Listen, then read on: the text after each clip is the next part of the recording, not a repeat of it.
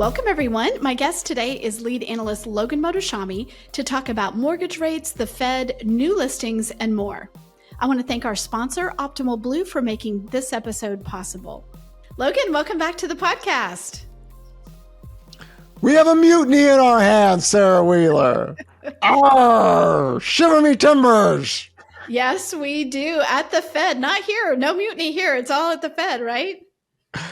Yeah, it's one of the things that we highlighted in the weekend tracker is that this week we're going to have some Fed presidents, governors talk. So after that jobs report, what do they say? And I posed this question on social media that if the Federal Reserve had this jobs report 3 months ago and we were printing sub 20K reports before the Fed meeting, do you believe they would cut? I was like, yes, they would, especially what happened last year.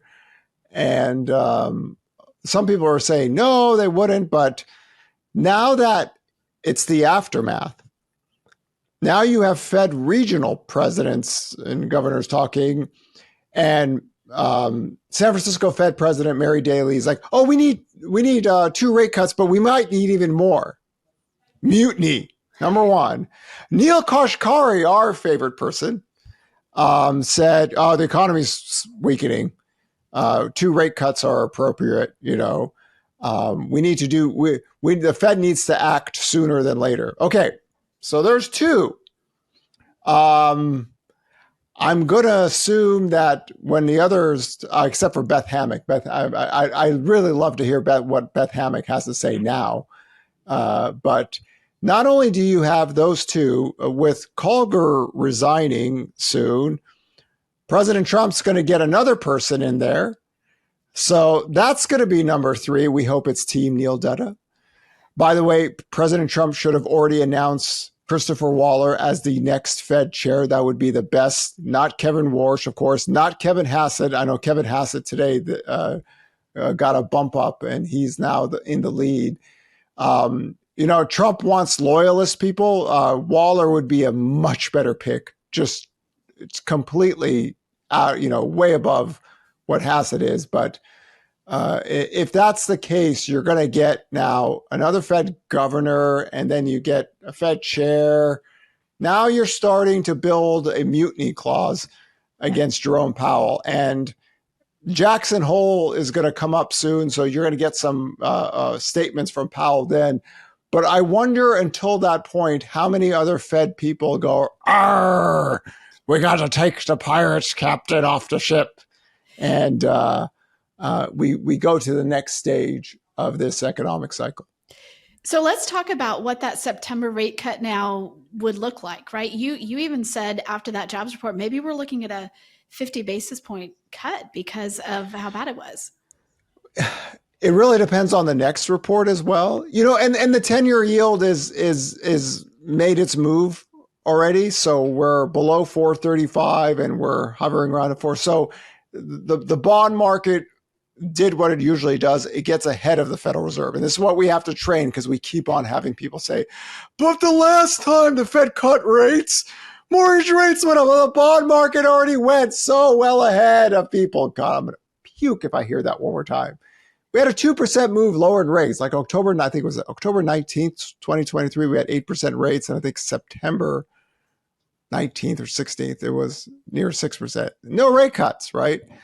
This year, mortgage rates, year-to-date lows, no rate cuts, right? We went from 7.25 to 6.57. So the bond market gets ahead.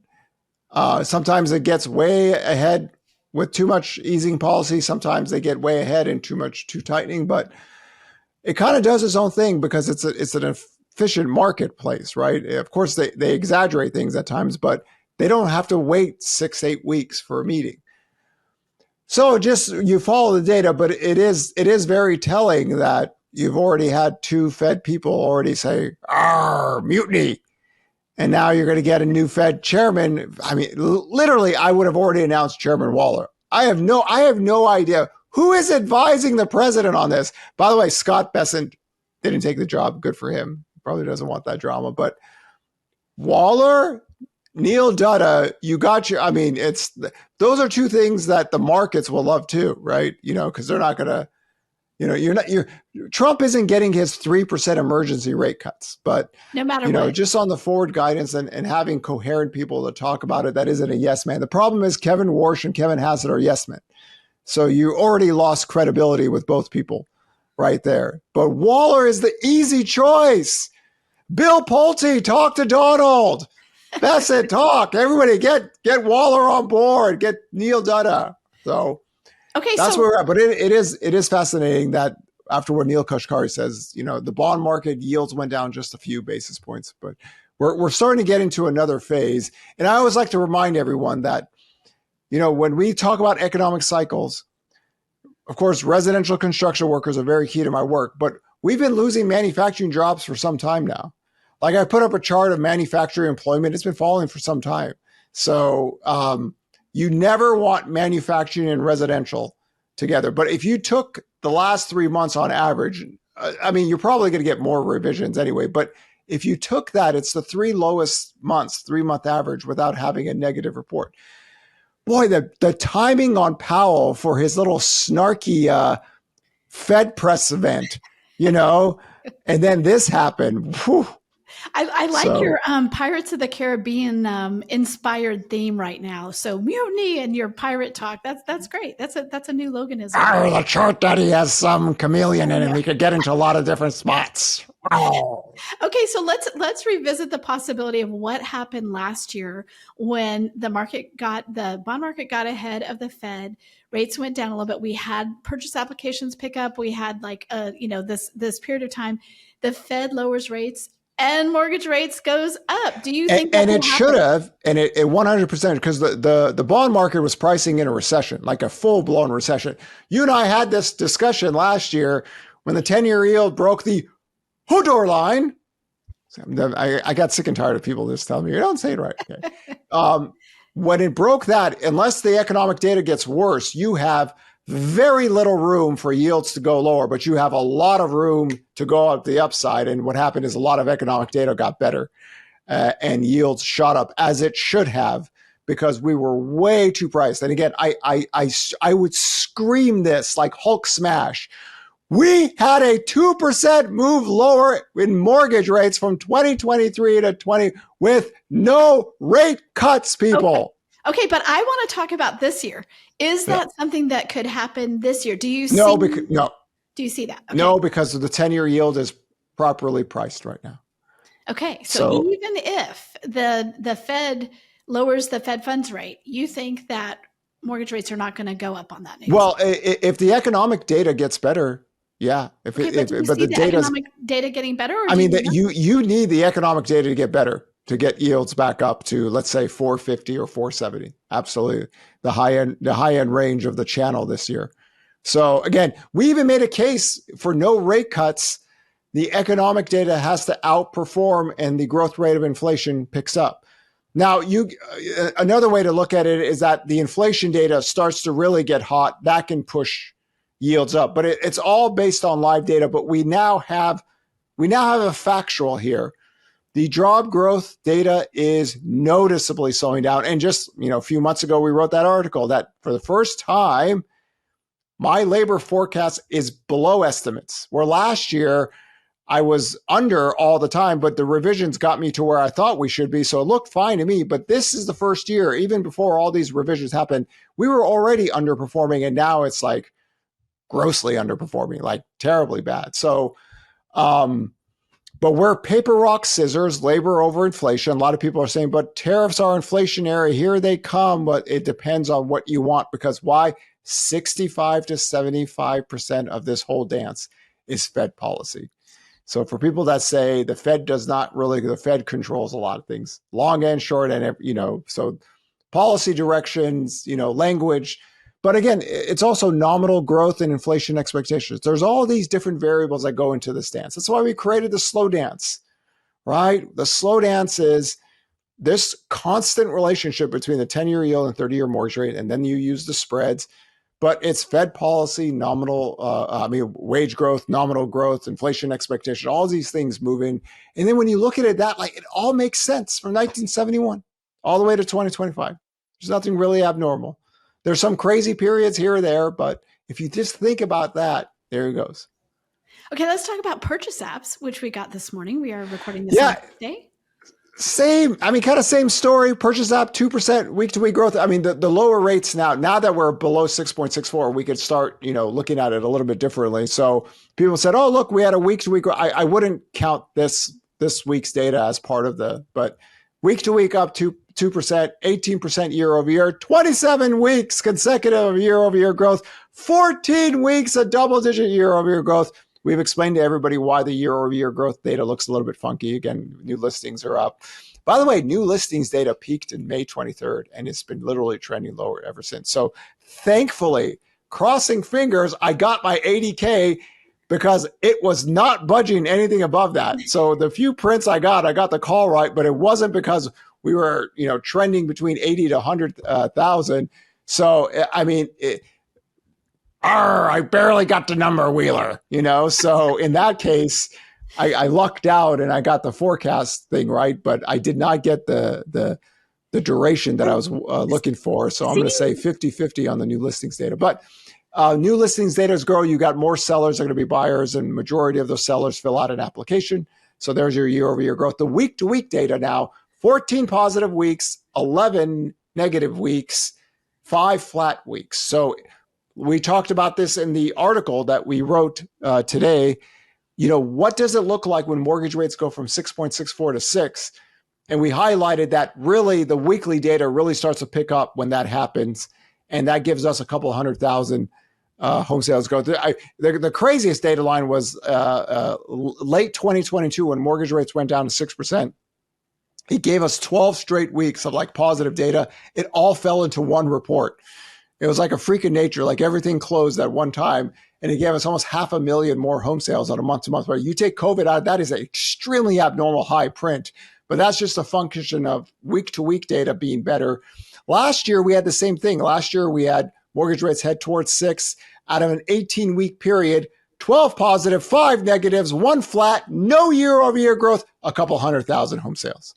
Right? So you get towards 6, you get something going. It's the duration. Oh, if this could go from 5.75 to 6.25 for 12 months, which is highly abnormal, but if it did, you get to see why the builders are at 2019 sale levels. Like I tell people that if we did a 1-to-1 with new home sales and existing home sales would be at 5 million. It's 1 million more home sales. We're roughly missing 1 million mortgage buyers, because I always look at it as total home sales. The peak in the last decade was near 6 million.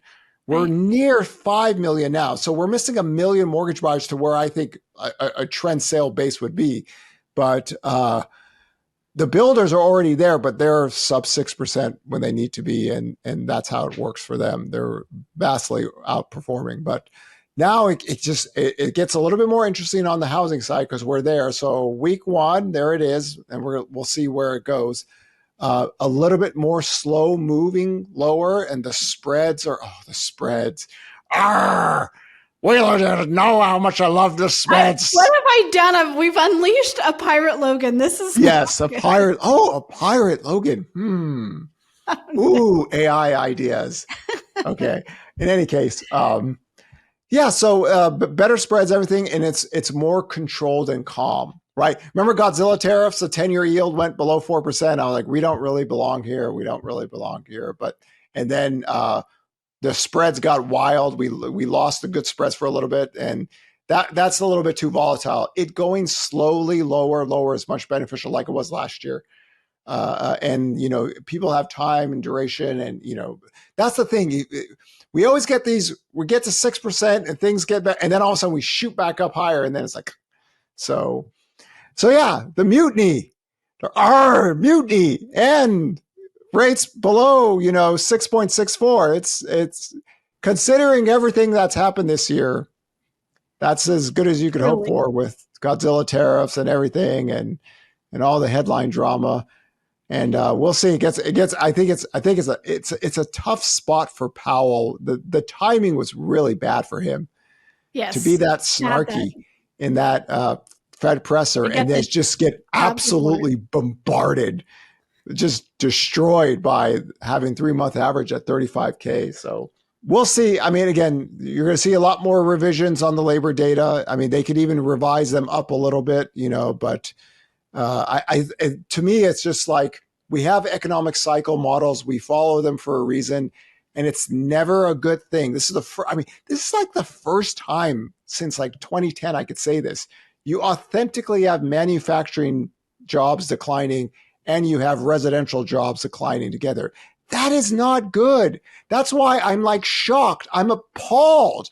I'm absolutely appalled that the Fed staffers, we have all this money, all these beautiful buildings and all these people at the Federal Reserve, and y'all like saying, now it's like, something's wrong. It's been here for some time. So it is what it is, where we are here. So the question is, can rates get low enough to help the builders out? Because it did that in 2023 when we had 4 months of decline in residential employment and rates went lower permits. So that boosted. This 4 months decline is very mild in that the specialty labor is already falling a little bit more. So it's a good time for Powell to have a mutiny. I mean, it's the best time possible. So there we go. Team Pirates. Team Pirates. Okay, so you mentioned that new listings hit its peak in May, which would be normal, right? Is that a more normal? Not May. I mean, you could say June up there, but it just peaked. We barely got above over 80K. So I mean, that was my target, but it's just we got no traction over that. And again, why do we care about new listings? As majority of all sellers are buyers. The new listings data in 2023 and 2024 were the lowest new listings data ever recorded in history. So you don't have a rush of sell. You're not even back to normal. Like we're like in 2013 or 2019, like the traditional normal curve is between 80 to 100,000 every year, and there's been some times where we even got up to 110,000. That's why I add that 110,000 here, where it's just like the peak was 91,000 in 2022. And I believe we had some iBuyer velocity into that new listings data, especially with Zillow trying to get out of the whole thing. By the way, Zillow lost, what is it, $800 million in the hottest price growth in recent history. Just saying, man. In any case, so I'm encouraged that at least we got to 80,000, but we're still just not back to normal. What it isn't showing is the stress, right? We had foreclosure data come out again, and guess what? Foreclosure data fell quarter to quarter. And I always love these charts because it literally took like 4 years to build up to the 2008 recession. Like it took 4 years to get to that level, and we are literally pre-COVID. And we have foreclosure crisis worse than 2008. See, it's one thing to be a crazy guy and say housing 2008. It's really to say it's worse than 2008 with the LTV data. So it's mind-boggling that, I mean, I could get kindergarten kids in any school in America, and they will know more than adult men on X and YouTube and Instagram, because some of the stuff I've seen lately, like worse than 2008 cried. I cannot argue with you on that. I cannot. I see it all the time. Maybe I'm like, homie, drugs. You need help. Go to rehab, intervention, family. That's what they need. They need family intervention. My God, if they had family intervention, some of them are too old though. What's the line? Okay, so we'll say men will make up 2008 housing crashes instead of going to therapy. There you go. Yes. I've said that before. Yeah. But I mean, it's not, man, these guys won't even go to therapy, man. They need intervention, but I just think some of them are like, it's too old, man. Like I said, when guys get old, it's tough. It's tough. They're not Dorian Gray. They're not the chart daddy. It gets harder for guys when they get older and they get frustrated, right? Things just don't work. And then you just wake up every day and, people are having sex or getting married. The economy's still expanding. Whatever it is, it's just the pain of living after 1913. Can't escape it. I have our podcast producer, Alyssa Branch, in the actual office with me today, and she and I are laughing about some of these things they're saying and also shaking our heads. So that means it's a good episode, but we're going to end it there, and we will talk to you again soon. Logan, thank you so much for being on. Pleasure as always. Till I see you later, Lassie.